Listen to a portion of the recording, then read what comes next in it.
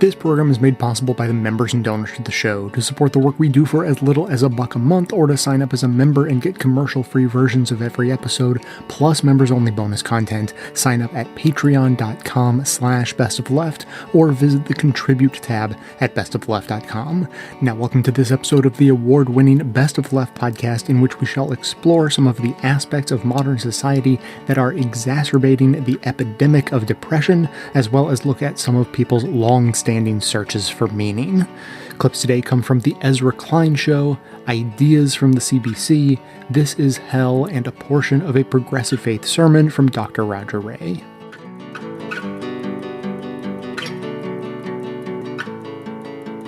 So I've read the book, and I realized something about it. This isn't actually a book about depression, is it? What do you mean? It's not what it's about. Tell me more. This is a book about how society is screwed up. Yeah. Is it not? I think the fact that our society is screwed up is what's made us depressed and anxious to a really significant degree. So I think they're interconnected. But I think that's a fair point, actually. It's a diagnosis of what's going on with our culture that's made so many of us feel so bad. I mean, it felt to me, reading this, that you had snuck in a genuinely thorough-growing critique of modernity under the guise of a book about depression and anxiety, which I'm not saying is a bad thing. I think it's really interesting. But what was fascinating to me reading the book was that you are very, very concerned that we have gotten this. And when I say this, you can't see it on a podcast, but I'm waving my arms to signal all of it. You seem to me to feel that we have gotten this pretty profoundly wrong. You know, I'm glad to be alive today, and there's lots of things about our culture that we do right. But one of the things I learned from speaking to scientists all over the world, over 40,000 miles, is that we've quite deeply misunderstood things like depression and anxiety. And one of the things that kind of connected the critique of a lot of the scientists that I met, the critique from the World Health Organization, is, I think it can be summarized in, everyone listening to this knows that they have natural physical needs, right? You need food, you need water, you need shelter, you need clean air. If I took them away from you, you would be in real trouble real fast. But there's equally strong evidence that we have natural psychological needs, right? You got to feel you belong. You got to feel your life has meaning and purpose. You got to feel that people see you and value you. You got to feel that you have a future you understand. And our culture is good at lots of things, but we've been getting less and less good at meeting people's deep underlying psychological needs. There's lots of evidence for that. And I think that's one, it's not the only one by any means, but that's one of the key reasons why we have this spiraling depression, anxiety, and addiction crisis. Well, help me with the evidence that it's getting worse, because this is something I was thinking about in the book. What is the evidence that we are becoming more unhappy, more depressed, more alienated? Walk me through the evidence that this is not just bad, but life has always been bad, but that there is some modern pathologies that are accelerating. So one of the things I learned in all the research is that there's scientific evidence for 9 causes of depression and anxiety. There may well be other causes for which we don't yet have evidence. 2 of those causes are biological. There are things that in your biology that can make you much more sensitive to depression and anxiety. And 7 are factors in the way we live. And I don't think all of those factors have increased, but I do think some of them have increased. There's strong evidence some of them have increased. So I'll give you one example of one of the most powerful determinants, I think, which is loneliness. Professor John Cacioppo at the University of Chicago, who I've interviewed a lot, has proven that loneliness causes depression and anxiety. They don't just cause unhappiness. They are drivers of depression and anxiety. For a very kind of simple reason, as he put it to me, if you think about the circumstances where human beings evolved, right? We exist, we're able to sit in this studio for one key reason. Our ancestors on the savannas of Africa were incredibly good at one thing. They were incredibly good at banding together in cooperative tribes. They weren't bigger than the animals they took down. They were much better at working together. Every instinct human beings have is to be in a cooperative democratic, to be in a cooperative tribe. And, so just like bees need a hive, humans need a tribe. And there's really strong evidence that we are the first humans to really try to disband our tribes. There's a study that asks Americans, how many close friends do you have who you can call on in a crisis? And when they started doing it years ago, the most common answer was 5. Today, the most common answer, it's not the average, but the most common answer is none. So we've got this unprecedentedly lonely society. And as Professor Cacioppo put it to me, if you think about the circumstances where we evolved, if you were alone and separated from the tribe, you were anxious and depressed for a really good reason. You were about to be eaten, right? You were in terrible danger. If you got injured, you would probably die. So I think that's one factor, for example. I can talk about others. I want to stop you on that for a second, because you have a piece of evidence in the book that I'm very bought in on the loneliness research. I do think this is one of our truly severe social problems, but you had something I'd never seen before, which is that you can measure the lonesomeness of people all over the world by testing how often they wake up in their sleep. And that was really, that's one of those ones that has rung in my head since I read it. Can you talk a bit about that research? Yeah, and I was totally fascinated by this myself. So everyone experiences something called micro awakenings in their sleep sometimes, which are, you wouldn't register them, but you wake up very slightly and then you go back to sleep. So you're roused a little. And one of the things we know is that when people feel lonely, they experience much higher levels of micro awakenings. We think that's because if you went to sleep on the savannas of Africa, for our ancestors, and you were lonely, you would be right to be vigilant and keep waking up because you weren't protected by the tribe, right? That's Professor Cassiopo's best thesis, although, obviously it's hard to test that. But it's a very good proxy for loneliness. If people describe themselves as being lonely, they will certainly experience a lot more micro-awakenings. And one of the pieces of research Professor Cassiopo did is he went and spent time with this group called the Hutterites, who are even more hardcore than the Amish. They live in a very no electricity off the grid. And I went and spent time with an Amish community as well. And what he found is the Hutterites experience virtually no micro-awakenings in their sleep. So it's not that what this demonstrated is it's not just that loneliness is a kind of inevitable human malady, it's that it's a function of certain ways of living. There was another thing that Professor Cassiopo discovered about loneliness that I've thought about so much. I actually realized I'd misunderstood what loneliness is. I had thought social isolation and loneliness were the same thing, right? So if you say to someone, do you feel lonely? Virtually nobody has difficulty understanding what you mean and answering yes or no. But what he found that was really surprising is that social isolation and feeling lonely actually don't correlate that much. Actually, the number of people you interact with is not a good predictor of how lonely you feel. There's something else that's a predictor of how lonely you feel. So he gave this example to me. If you imagine, if you go, we're in DC, I've been to DC many times, but if I had come to DC for the first time and I went to the White House and I was standing in front of a crowd of people outside the front of the White House, I would be surrounded by people, but I would feel lonely, right? Or if you're in a hospital bed, you can push a button to get a nurse, they'll come straight away, but you'd feel lonely in that situation. And he said, well, why is that? And what he discovered is the situations that cure loneliness are not when you get access to other people. They're situations of mutual aid. So it does not cure your loneliness to just be given someone helping you or to be surrounded by other people. So the nurse comes, you still feel quite lonely. What heals human loneliness is if you feel that you have a reciprocal relationship where someone is giving something to you and somewhere down the line, they'll give something back to you. Helps to explain why in marriages, people become really lonely when they start to break down and you no longer feel you're in it with the other person. Do you see what I mean? So that to me is such an interesting insight about loneliness. So give me then the broad piece of this within society. How did our society become an engine for loneliness? I think it's a whole range of things. There was this research I learned about from a wonderful person called Dr. Brett Ford, who's at the time was at Berkeley. She's in Toronto now. And she really helped me to think about this. So she did this really interesting research with her colleagues. They looked at if you consciously decide you're going to spend more of your life trying to become happier, will you actually become happier, right? And they did this research in 4 countries. It was the United States, Japan, China, and Russia. And what they found is, if in the United States, if you consciously try to become happier, you do not become happier. But in the other countries, you do. And they were like, what's going on here? So they did more research. What they discovered was, in the United States, if we try to make ourselves happier, generally you do something for yourself. You try to make more money, you buy something for yourself, you spoil yourself, you show off on Instagram, whatever. In the other countries, most of the time, if you tried to make yourself happier, you did something for someone else. You tried to help your friends, your community. So we have an implicitly individualistic vision of happiness, and they have an implicitly collectivist vision of happiness. And it turns out our vision of happiness, we're just not that species, right? That's not who we are. That's not what our instincts are. It just doesn't work that well for us.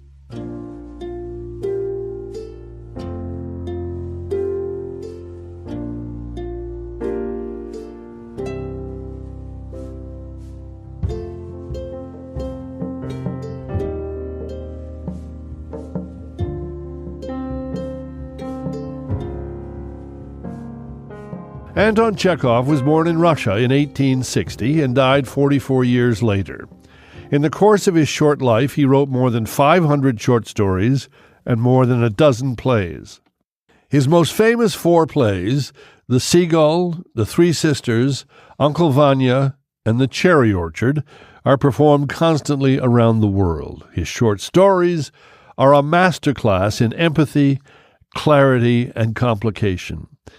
There are no easy answers to be found in Chekhov's writing. He shows us people and the world as they are, not as we would like them to be. There is an absorbing dailiness to his characters' lives. They eat, they smoke cigarettes, they argue, fret, have affairs. They wonder what will truly fulfill them. They desperately want to live worthwhile lives, but they can't stop longing for some person, some place, or some version of themselves just beyond their reach. I took a course on Chekhov a little more than a year ago at the University of Toronto. My professor was Julia Zarankin, a Russian literature specialist who was born in Ukraine and emigrated to Canada when she was 3 years old. And Professor Zarankin was my guest on the Sunday edition last April as part of a special program called We Must Go On Living, Anton Chekhov for the 21st Century. That program was produced by Pauline Holsworth. Why is he special to you? I think what I love most about Chekhov, and probably one of the reasons that I think about Chekhov at least once a day, is his ambiguity. Things are never clear-cut in Chekhov. He presents us a world where you sympathize or empathize with every single character, no matter their point of view, no matter what they've done in their life. Virginia Woolf said that Chekhov really tests our fitness as readers. So Chekhov does something different. He forces you outside of your comfort zone and forces you to confront your own preconceptions and your own sort of biases and forces you to rethink them through the reading of his stories. What always strikes me about Chekhov when I reread him now is just how modern he is, and especially a lot of the modern concerns, like in Uncle Vanya when he's talking about environmentalism. Those are some of the, hot topics that we're talking about today. I think part of the way he manages that is by looking at people not so much in terms of their belief, but in terms of their complexities. And as people, we haven't really changed in the past 150 years ago. Our anxieties are still the same. We're still trying to live a good life. We still wonder what that means. We're still chasing happiness, even though it's an elusive concept. So whether our politics or our ideas have changed, our fundamental humanity hasn't. The way he deals with this question of happiness is fascinating because he, in a sense, he doesn't really deal with it. He lets the characters talk about it and walk around in it and handle it. What is his view of happiness? Is it a process or is it an end? I think happiness for Chekhov is an extremely ambiguous concept. It's this thing that we're constantly after. We're searching for it. We're desperate for it. We live for happiness, and yet we couldn't define it if we were hard-pressed to define it. And so I think Chekhovian characters, they're always running away from something or running toward something, running toward this amorphous notion of what it means to be happy. They know they want it, but they don't know what it is. Just like the three sisters who are desperate to get to Moscow. He keeps saying to Moscow. They don't get there. They never get there, first of all. And they have no idea what it means, and they have no idea what it would mean to live there. Did he have an ideology himself? Did he wasn't, you made it clear in the class that he was not a moralizer. No. I think he's the opposite of a moralizer. His goal is really to present life in all of its messy complexity.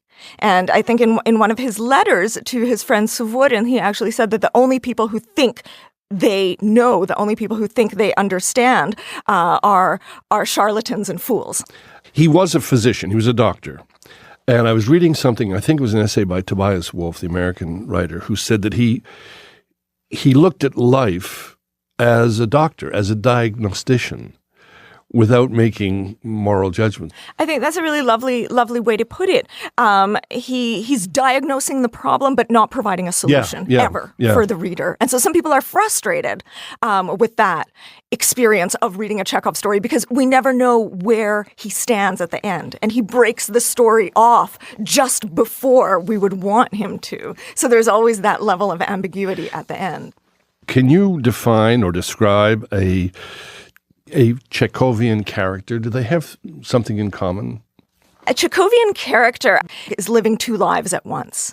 There's this passage in Lady with the Lapdog when Chekhov says through his character that we have an outer life and an inner life. This sort of outer life which lives according to the laws of society, and this inner secret life which is our true life. And the Chekhovian character is constantly wrestling between these two lives. And a Chekhovian character also lives very much in the mundane, ordinary world. Yeah. Is he trying to dislocate us in some way, or is he trying purposefully to make us feel a bit uncomfortable? I think both, and that's also what makes Chekhov so modern. He is trying to dislocate us, and he's trying to dislocate us from our own beliefs and trying to make us question how we live and what we think truth is.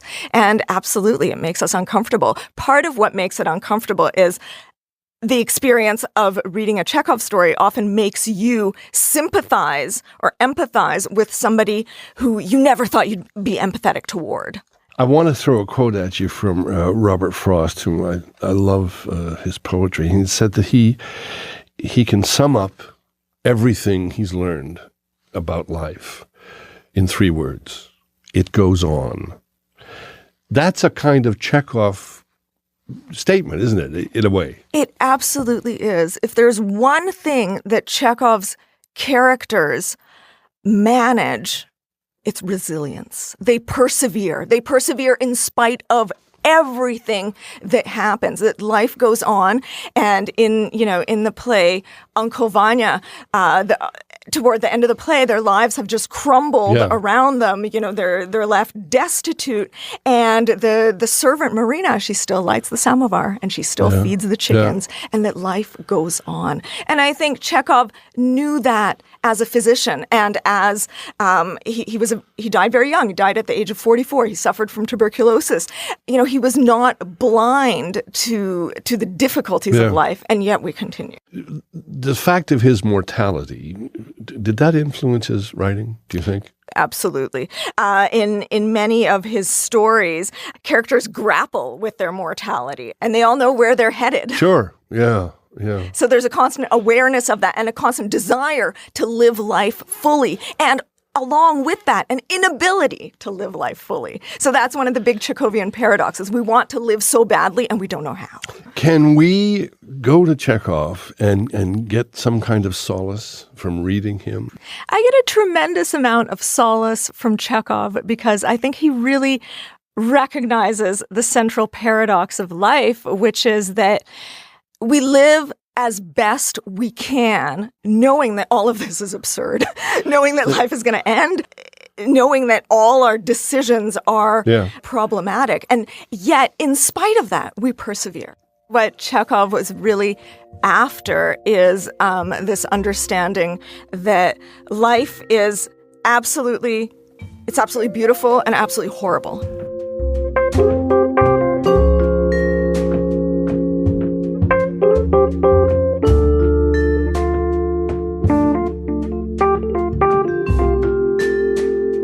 Today's episode is sponsored by BetterHelp, which provides affordable, private online counseling. When you sign up at betterhelp.com/best, you get unlimited access to a licensed, trained, fully accredited therapist on your phone and computer through text, voice, or video chat. And of course, they're LGBT-friendly. It's great for individuals or couples counseling for anything you're going through in life right now. And of course, in this political climate, who couldn't use a little extra help. When you get started, you fill out a questionnaire so they can match you with a counselor who's perfect for you, and you can start counseling today. But if you decide you don't vibe with the therapist you're matched with, you can switch whenever you want. It's less expensive than in-person counseling, but you're still getting the same great help from licensed professionals. A lot of people are not comfortable talking to a therapist in person, or they simply don't have the time, but with BetterHelp, you connect from anywhere you are, at home, work, or on the go, and if you have trouble affording it, BetterHelp even has financial aid available. You can sign up right now and save on quality professional therapy by going to betterhelp.com/best. You can take a step towards supporting your own mental health and support this show at the same time by using our link to let them know we sent you. That's betterhelp.com/best, and that link is in our show notes.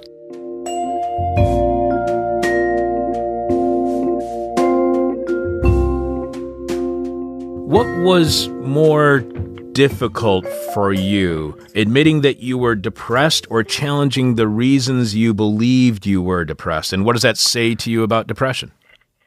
They were both hard, but the second one was the hardest. It's a sign of how difficult it was. I wanted to write this book 7 years ago. I decided it'd be easier to go off. It'd be easier, instead of investigating this question, I would find it easier to write a book that required me to go and spend time with hitmen for the Mexican drug cartels, right? I was really frightened of looking into this. And there were many reasons why I felt emboldened to do it, partly because the crisis is so great for so many people. And there were some aspects of it. There were two that I found particularly challenging. Two of the causes of depression and anxiety that I learned about that I found particularly challenging. One was, we all know that, because I felt it playing out in my own life so strongly, we all know that junk food has taken over our diets and made us physically sick. You don't have to walk very long anywhere in the Western world to see that. I learned that there's a similar process that's happened with our values, that the kind of junk values have taken over our minds and made us mentally sick. For thousands of years, philosophers have been saying, if you think life is about money and status and stuff, you're going to feel really bad.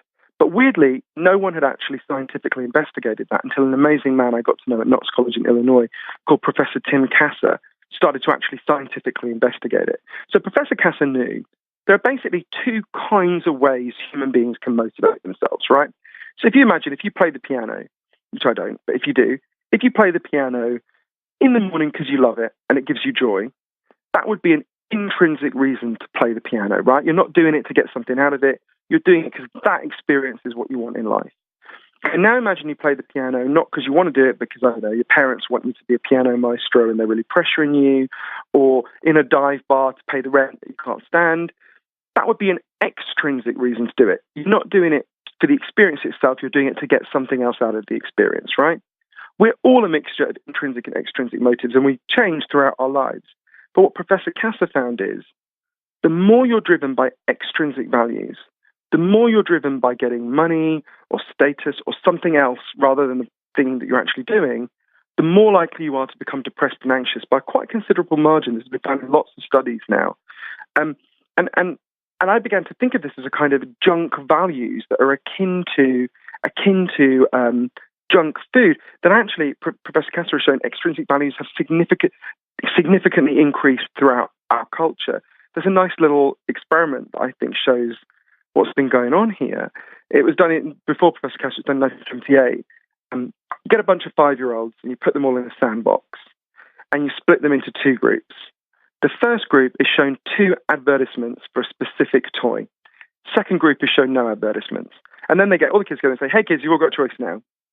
You can either play with a nice boy who doesn't have the toy that was in the ad, or you can play with a nasty boy who's got the toy. The kids who haven't seen the advert choose the nice boy, and the kids who have seen the advert choose the nasty boy with the toy. So just 2 advertisements primed people to choose an inferior connection, in fact, a nasty person, and with a lump of plastic, over the possibility of connection and kindness, right? I think you can see how that plays out. I mean, I don't have to mention the name of your president. I try to avoid saying it. You can see how that plays out in people's lives. You can see how if you're obsessed with money and status and your wife being hot rather than being like a decent person, or your husband being hot rather than being a decent person, or your husband being rich rather than being a decent person, how that makes people more insecure hour by hour, day by day, how massive, and there's actually many reasons why junk values make people feel worse, but our minds have really been hijacked by that. And I could see that playing out in myself, right? I could feel that. That was very challenging. We are speaking with Johann Hari. He is a New York Times bestselling author. His new book is Lost Connections, Uncovering the Real Causes of Depression and the Unexpected Solutions.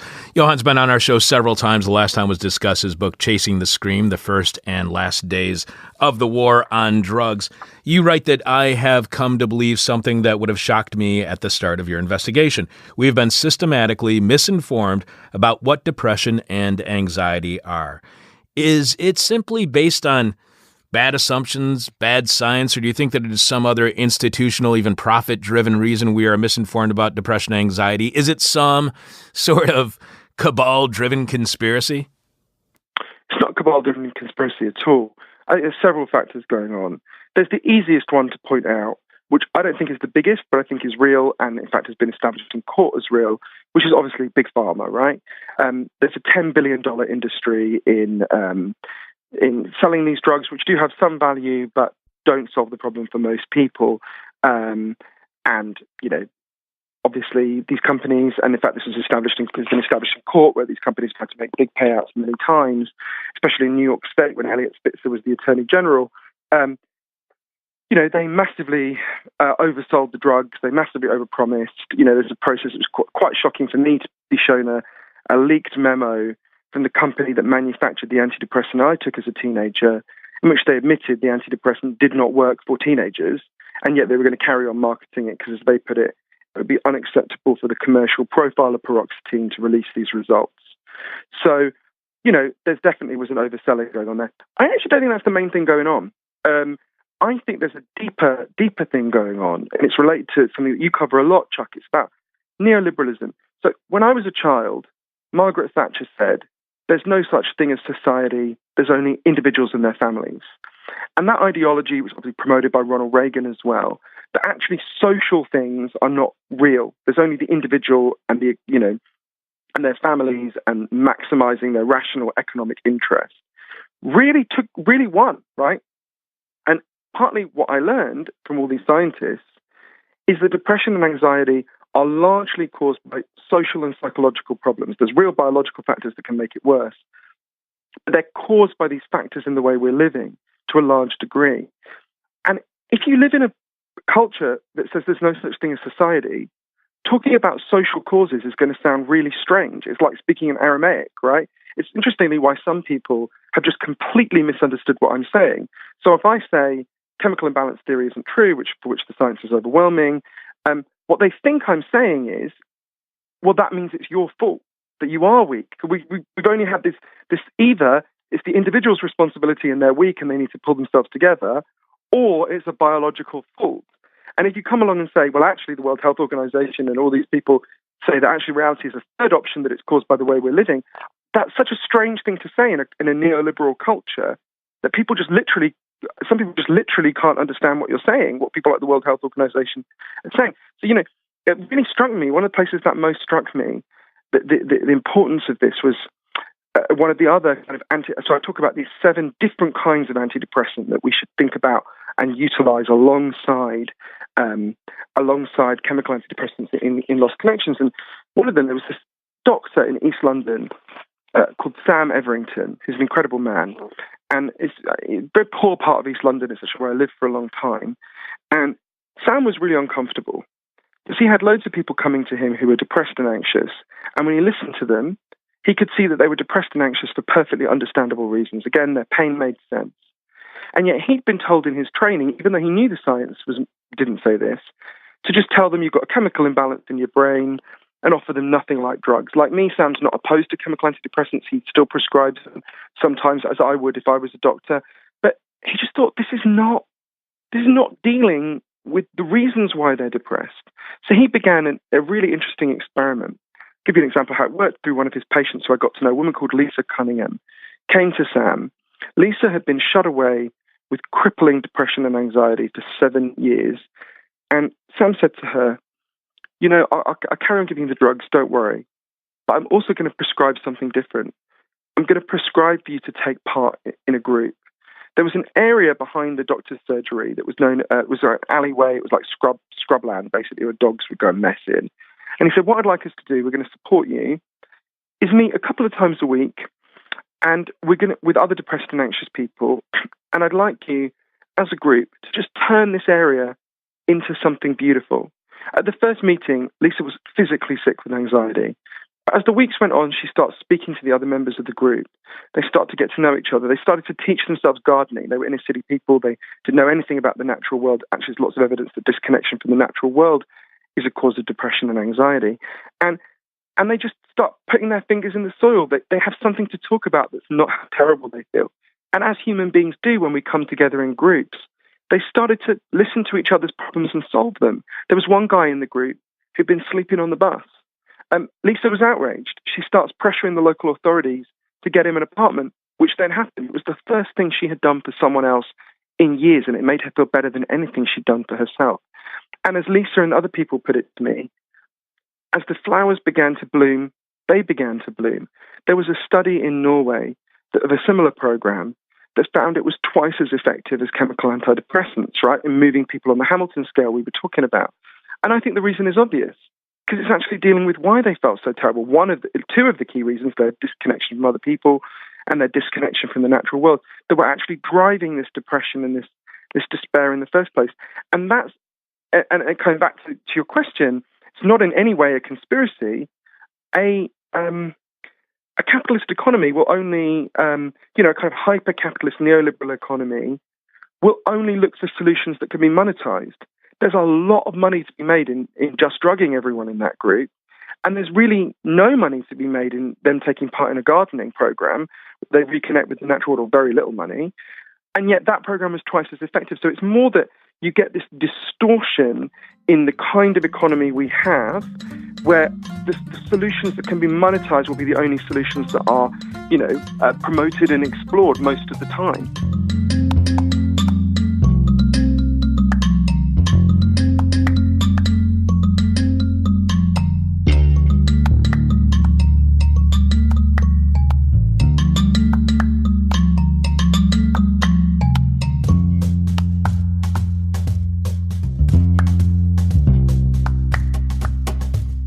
You knew Viktor Frankl. What kind of a man was he? Complicated. I think he's the only true genius that I've ever known in my life. Really? He was an extremely witty, funny guy. A sense of humor, I think, helped carry him through his own Holocaust experiences. And then I remember well that the prisoners in the concentration camps, and he was in 4 of them, promised one another to tell each other jokes just to get some momentary relief from their circumstances. So extremely bright guy, strong-willed, highly opinionated, intolerant of incompetence in his medical colleagues and so on. An extremely interesting guy to be with. Always the center of attention, it seems like. Let's move to the book for a moment. Why do you think it has such resonance for millions of readers 70 years later? Yeah, it is quite a phenomenal story, that little book.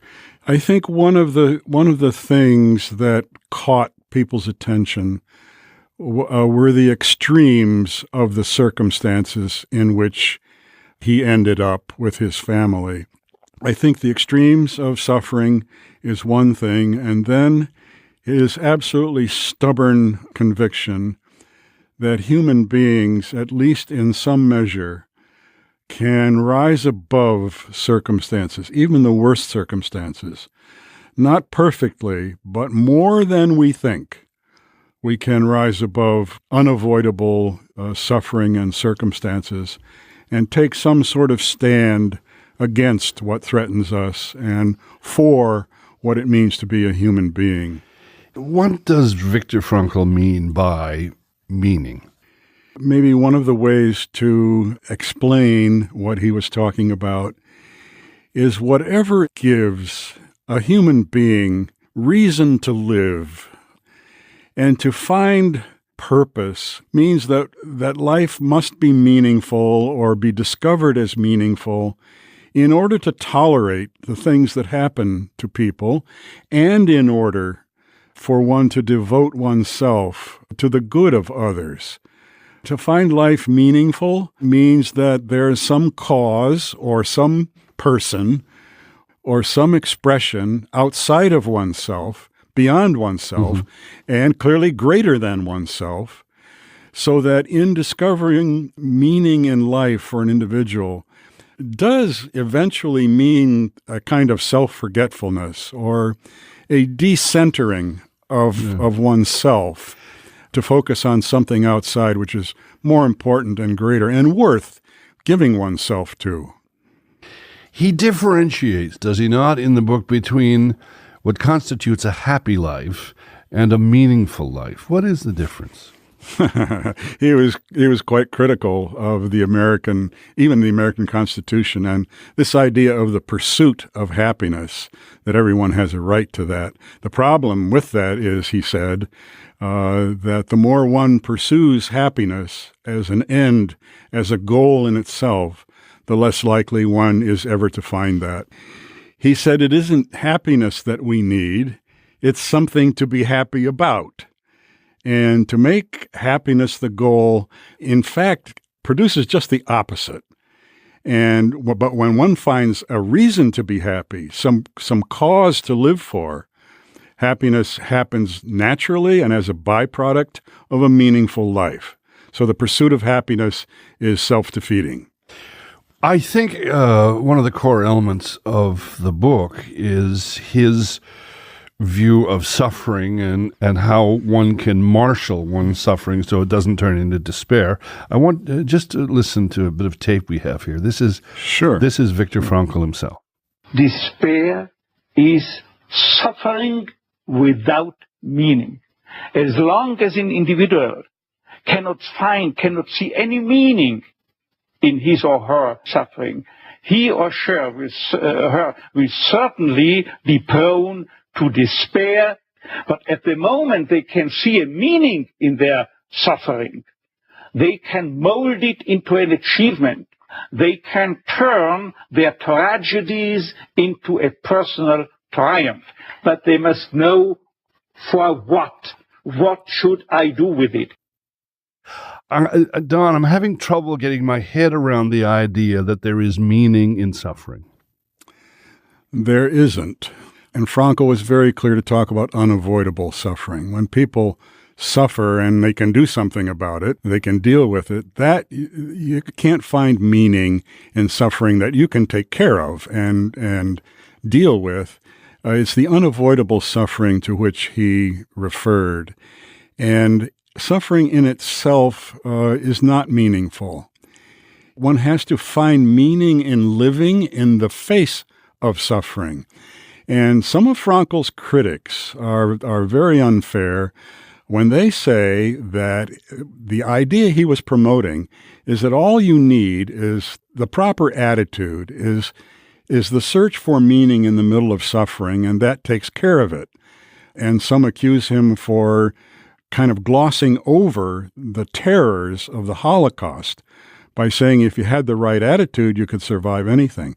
Well, in my book, I have identified no fewer than 12 or 15 reasons for Frankl's survival in the concentration camps. Mm-hmm.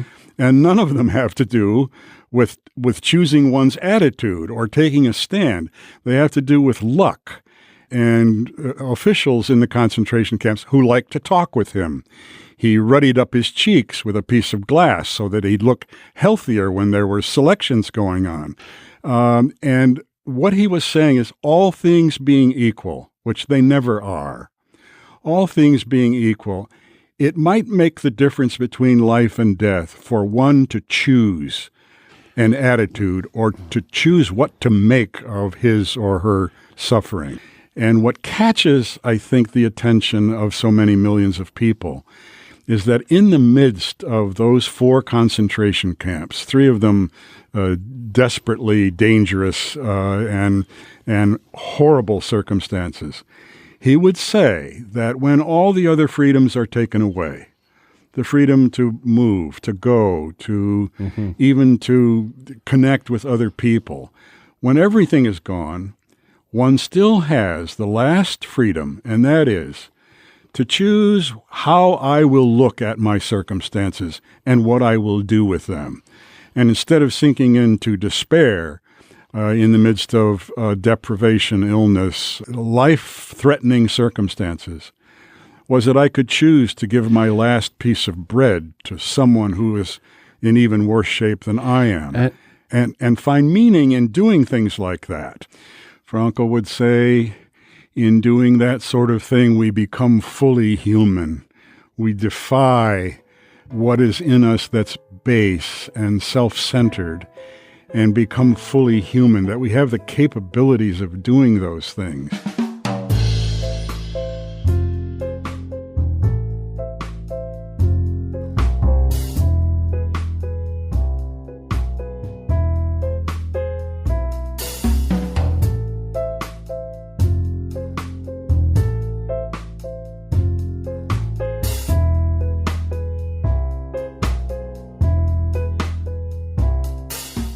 Reality TV shows have proven to be real money makers for the networks. You can do away with all those troublesome writers and high-paid actors.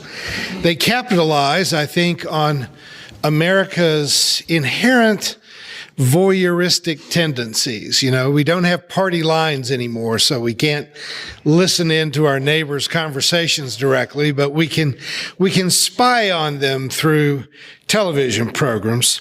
And it appeals to that swath of society that always slows down to watch an automobile accident. From Survivor-type contests to Bachelor and Bachelorette dating shows to this current spate that I find actually more disturbing, focusing on hoarders and junk that people collect, the auctioning off storage units, because a lot of that stuff really is, I don't think of it as entertainment. I think it's sort of taking the moral pulse of the public. There is a form of philosophical argument that the Latin description is reductio ad absurdum, or reduce it to absurdity. Any argument that you can push out to its absolute extreme reveals the absurdity of the argument. What we see in a lot of reality TV is a reflection of our society in a mirror, whether it's housewives from a particular community or storage wars. But that image that we see when we look, it looks kind of like a funhouse mirror because it exaggerates our worst qualities. Over the past 2 generations, most manufactured goods have become more affordable. That's the whole issue of exporting of manufacturing to low-wage or no-wage situations, so that we now can acquire things in much larger volume for a much smaller percentage of our income. Any of you that have moved lately, if you move into a house that's 50 or 60 years old, they oftentimes have closets that are about this wide. And I was a kid in those days and lived in one of those houses, and we lived quite adequately with that. But now if you even rent an apartment, even if it's a 1-bedroom apartment, it will probably have a huge walk-in closet. Because even though a walk-in closet was something you would find in a mansion 50 years ago, now it's common because we've all got more stuff, and stuff that we feel like we have to have. I had a counseling client several years ago that she realized she had a shoe hoarding problem when she thought that she couldn't go to sleep because she didn't have a pair of gray and taupe high-heeled shoes in case she needed gray and taupe high-heel shoes. We fixate on the acquisition and the keeping of absolutely everything. But hoarding is not entertainment. It is a symptom of an illness. It's an illness I think it has many possible mental health issues involved. Most professionals tend to talk about it as an obsessive compulsive disorder, but there's also oftentimes complications of schizophrenia and paranoia that is also a part of it. Some of it, however, is just ugly greed. Just greed. As a pastor in those old days, when I first entered the ministry, a big part of our job was going to visit members in their homes. And I can tell you, I have seen a lot of hoarding. Often the people who live in these homes are capable of emerging from the house, dressed appropriately, appearing clean, and smelling sweet. But the truth of their existence is that they live surrounded by empty milk bottles and cottage cheese cartons and margarine cartons and canned foods that are out of date and old newspapers and magazines and bags of clothes. And I've even seen used tires and things like that that they refuse to get rid of. I suppose that people who may watch some of these shows are assuring themselves, at least I'm not that bad. I mean, there is some sense in which you can live in your own squalor if you can see that there's someone else that's got the fixation much worse. But I'd like to suggest that the presence of so many hoarders in our midst is a commentary on our consumer society. It is a reductio ad absurdum argument that reveals the sickness of our culture. Hoarders are the extreme version of almost all of us who collect, store, save, and allow ourselves to become attached to way too many things. I use the Four Noble Truths of Buddhism as our wisdom text today because I believe there's just an awful lot that we can learn from at least a cursory understanding of Buddhist practice.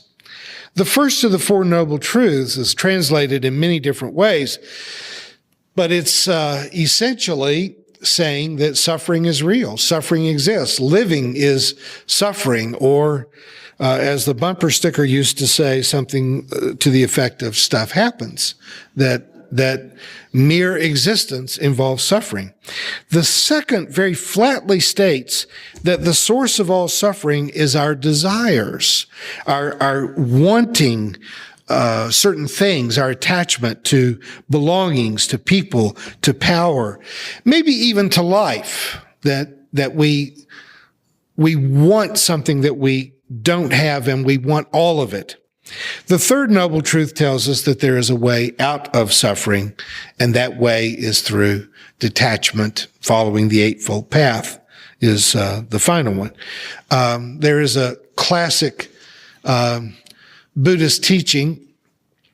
Anything that can be put in a nutshell probably belongs there, but forgive me for a lot of shorthand references. But there's a story that a monk said to his master, "I want happiness," and the master replied, "Remove the I, because that is just ego.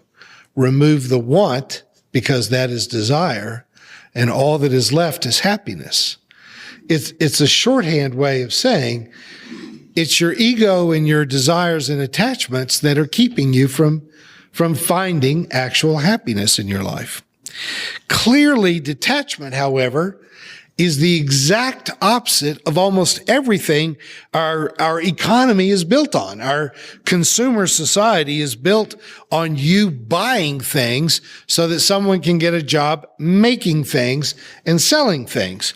Commercials, advertisements are scientifically designed to make us want to buy, to own, and ultimately store more and more stuff.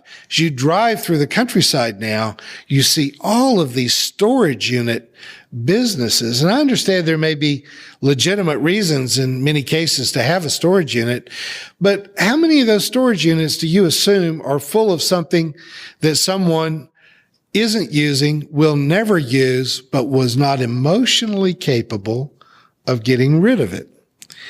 Advertisements show us young, beautiful, sexy, and happy people, suggesting that the source of their youth, their beauty, their sex appeal, their joy is in the car that they're driving, or the kind of beer that they're drinking, or the clothes that they're wearing, or even the vacation that they're taking. That what stands between you and happiness is not diminishing your ego and diminishing your wants, but going and buying something else, wearing something else, eating or drinking something else, or going somewhere. In our culture, it is true to say we have poverty not because we cannot feed the hungry, but because the wealthy cannot be satisfied. That the transfer of wealth from the middle class to the top 1% or the 0.1 of 1% is at the top. They have the power to write the laws, the tax laws, the way that financial instruments work.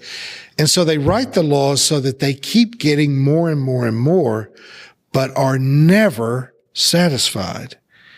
I would challenge you. When was the last time? You don't have to say it out loud. I don't want to embarrass you, but think about it. When was the last time you just went to the art museum and walked through and looked at the art? To go and appreciate something that is beautiful that you could not buy, that's not yours. And the majority of the traffic at our local art museum is during Watercolor USA when the artwork is for sale. We get interested when we can have it, but we have forgotten how to appreciate it for simply what it is. We go on Amazon.com. We don't even go to the mall anymore. We go on Amazon.com and we buy what we like.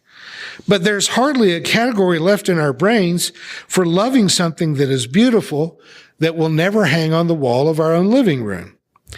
Our society consumes. We're not very good at enjoying. We're good at buying. We're not good at appreciating. I'm guilty of having my smartphone in my hands way too much. But isn't it obvious that there is no cell phone app that is anywhere near as fascinating as the flowers in the Japanese stroll garden right here in Springfield this time of year? And you think about the amount of time sociologists are saying now that people on average look at their cell phones 5 hours a day. 5 hours a day. And when was the last time you went to the Japanese stroll garden? And I hope you're hearing this as a challenge.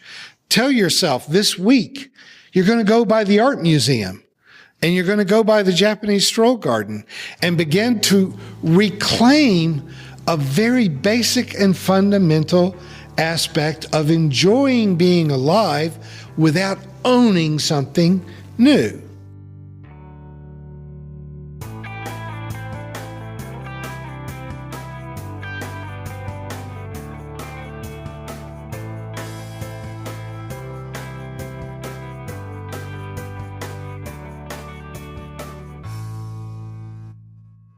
We've just heard clips today, starting with Ezra Klein talking with Johann Hari about his criticisms of modern society. Ideas explored the struggles of life through the works of playwright Anton Chekhov. This Is Hell also spoke with Johann Hari about the epidemic of disconnection. Ideas continued exploring the human condition about the search for meaning with a discussion of author and Holocaust survivor Viktor Frankl. And finally, we just heard a portion of a progressive faith sermon from Dr. Roger Ray in which he gives perspective and advice on escaping suffering.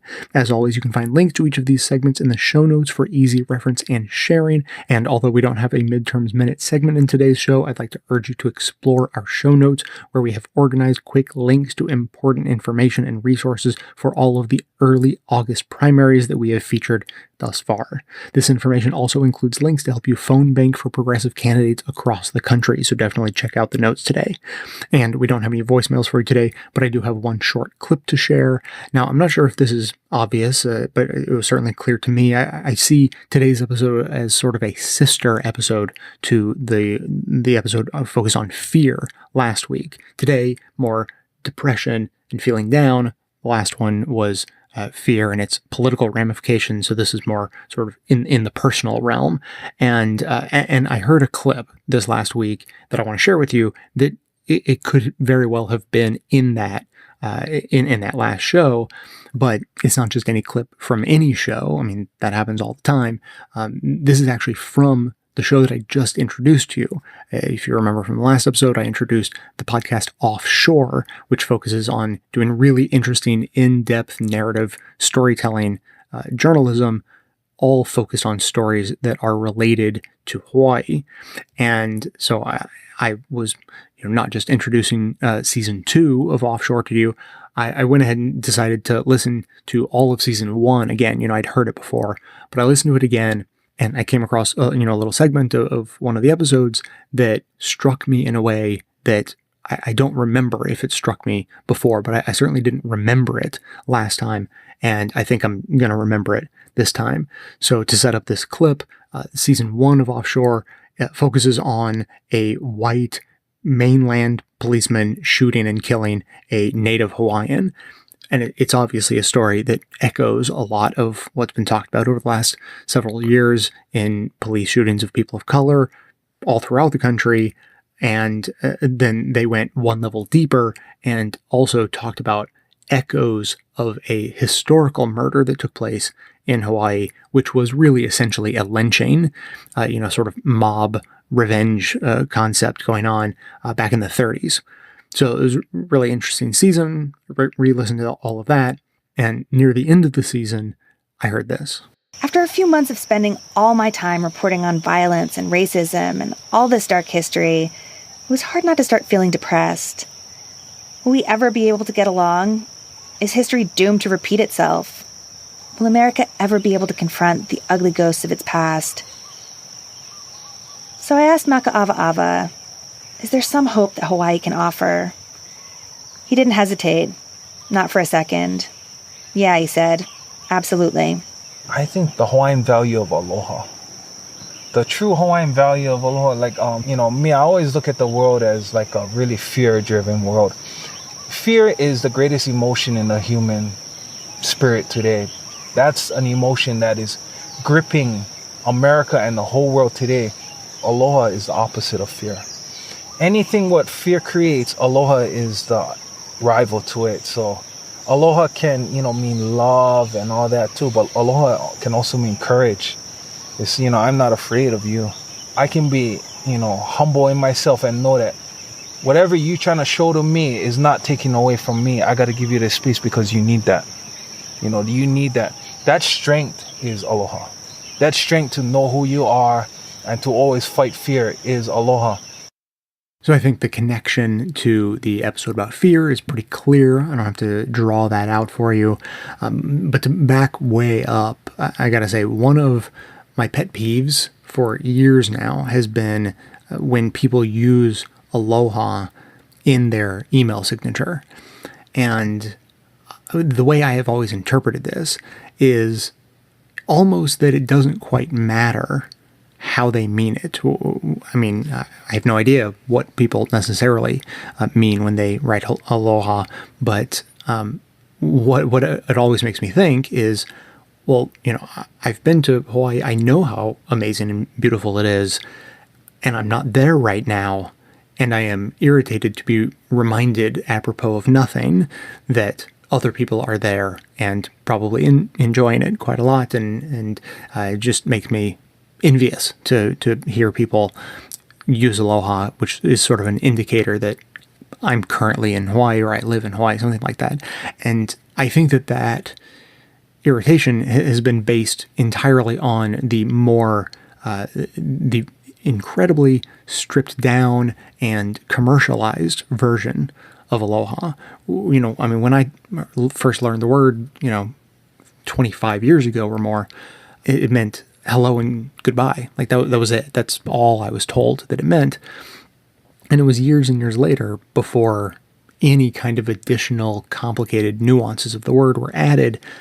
But even then, it wasn't what we just heard in that clip, not by a long shot. So now with this sort of deeper, more complex understanding, of course I agree that everything that is love and the opposite of fear is what needs to be propagated as far and wide as possible. So I'm happy to retroactively reverse all of my feelings of irritation I have ever had at people who use the word aloha in their email signatures. For all I know, of course, maybe they're just thinking that it means hello or goodbye or best wishes or something like that. But I'm going to choose to interpret it with the deeper meaning and appreciate anyone who is going to make the effort to put that sentiment out into the world at any possible opportunity. So I just wanted to share that one short little thing with you. As always, keep the comments coming in at 202-999-3991. That is going to be it for today. But before I go, just a quick note that today's episode is sponsored by Dollar Shave Club. They deliver everything you need to look, feel, and smell your best, including shampoo, conditioner, body wash, toothpaste, hair gel, even a wipe that'll leave your tush feeling tingly clean. It really is so much that it's hard to know where to start. So they've made it easy for you with this great new way to try a bunch of Dollar Shave Club's products. For just $5, you can get their daily essential starter set. It comes with body cleanser, One Wipe Charlie's, their amazing butt wipes, their world famous shave butter, and their best razor, the 6-blade Executive. And you can keep the blades coming for a few more bucks a month and add in shampoo, toothpaste, or anything else you need. Check it all out at dollarshaveclub.com/best. That's dollarshaveclub.com/best. Now, thanks to everyone for listening. Thanks to those who support the show by becoming a member or making donations of any size at patreon.com/bestofleft. That is absolutely how the program survives. Of course, everyone can support the show just by telling everyone you know about it and leaving us glowing reviews on iTunes and Facebook to help others find the show. For details on the show itself, including links to all of the sources and music used in this and every episode, all that information can always be found in the show notes on the blog and likely right on the device you're using to listen. So coming to you from far outside the conventional wisdom of Washington, D.C., my name is Jay, and this has been the Best of the Left podcast, coming to you every Tuesday and Friday, thanks entirely to the members and donors to the show from bestoftheleft.com.